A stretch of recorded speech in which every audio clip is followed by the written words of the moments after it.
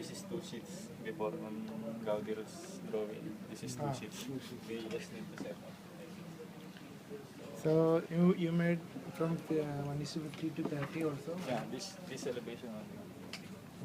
But this one remain. You just need to set up the Right. tagging here. Ano to? Sample. Plan na ito eh, elevation. But for now, we will be doing the elevation only. Yeah, we will do first the elevation because For the example, plan is this one. there's For example, this one, the elevation. some revision. For example, this one, the elevation. This one is one sheet.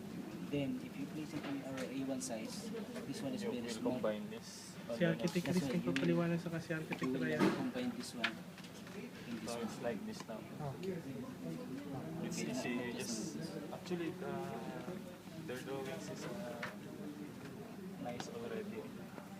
Then, in the K-plan, So dyan, say hi to we will camera. copy also.